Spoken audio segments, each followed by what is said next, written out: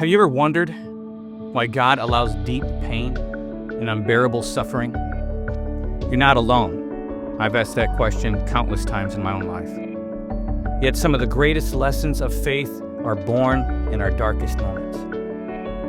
Pain is a way of bringing us to our knees, but maybe that's exactly where we need to be to discover God's strength.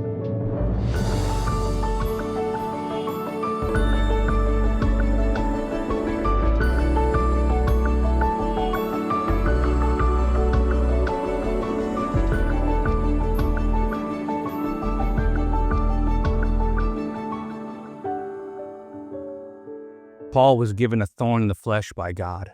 And lest I should be exalted above measure, through the abundance of the revelations, there was given to me a thorn in the flesh, the messenger of Satan to buffet me, lest I should be exalted above measure.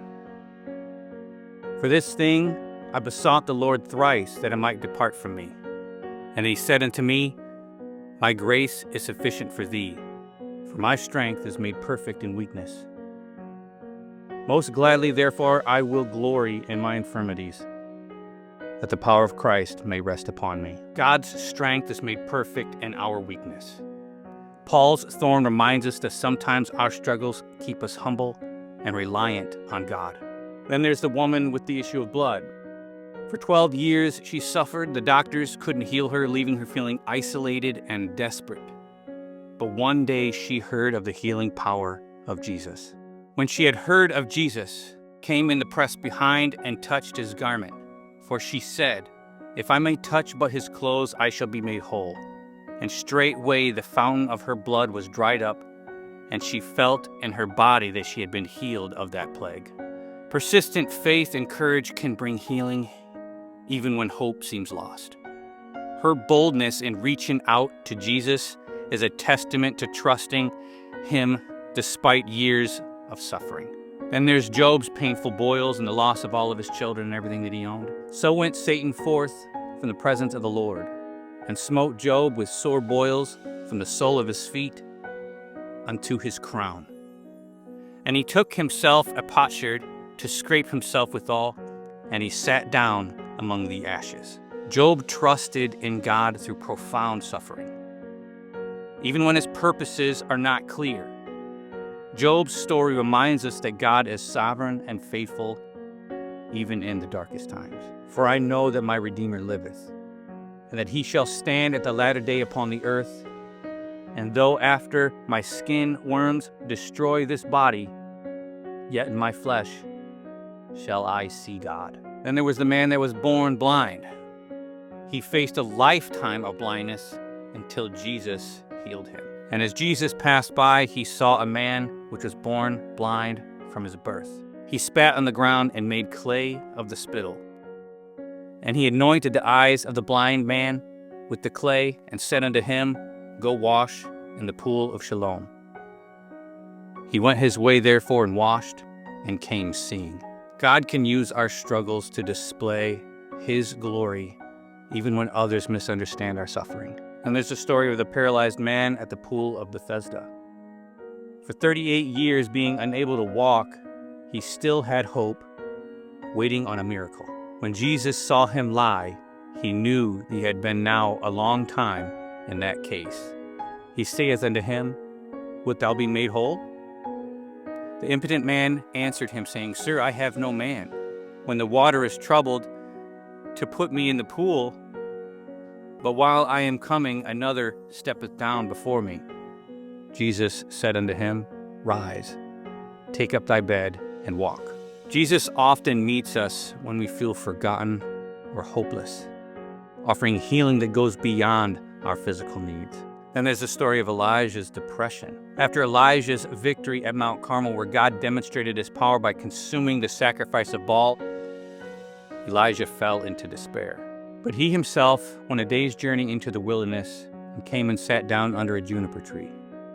And he requested for himself that he might die, and said, It is enough now, O Lord, take away my life, for I am not better than my fathers.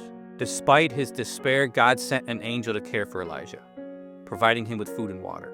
And as he lay and slept under a juniper tree, behold, an angel touched him, and said unto him, Arise and eat.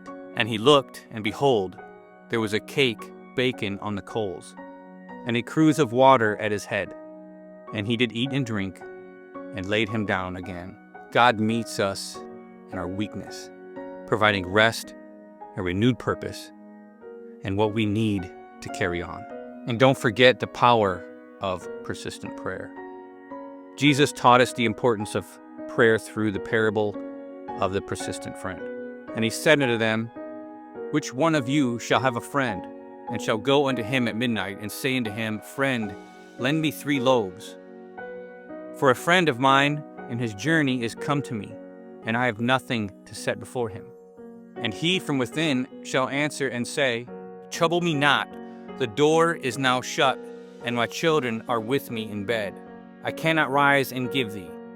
I say unto you, though he will not rise and give him, because he is his friend, yet because of his importunity he will rise and give him as many as he needeth. This parable illustrates that God answers our persistent prayers, showing that he is moved by our consistent faith and trust in him. May we have the faith and courage to come boldly to the throne of grace. And I say unto you, ask, and it shall be given you. Seek, and ye shall find. Knock, and it shall be opened unto you. For everyone that asketh, receiveth, and he that seeketh, findeth, and to him that knocketh, it shall be opened. This teaching highlights our active role in seeking God's help, reminding us that we must take intentional steps to receive his blessings. We are called to ask in faith, humbly presenting our needs to him, to seek by diligently pursuing his will and taking purposeful action in alignment with his word, and to knock with persistence, demonstrating unwavering trust in his timing and refusing to give up until the door is opened. It is through this active engagement, faithful prayer, determined effort, and persistent trust that we come to the help we need. James reinforces this truth when he writes, The effectual fervent prayer of a righteous man availeth much. Prayer, when offered with sincerity and faith, is powerful and effective, capable of bringing about great change. It is through prayer that we find strength, comfort, and the assurance that God hears us and is working in our lives. Our struggles may feel overwhelming, but they're never without purpose. Just as God's grace was sufficient for Paul, his power can be made perfect in your weakness. Whether you're facing physical pain, emotional heartache, or spiritual exhaustion, God is with you, working all things together for good. Hold on to faith and trust that he is working in ways you may not yet see. I want to challenge you. Take whatever burden you're carrying today and lay it at the feet of Jesus. Trust him to work through your pain just as he did for Paul, Job, and so many others in Scripture. And remember, God is faithful. He will see you through.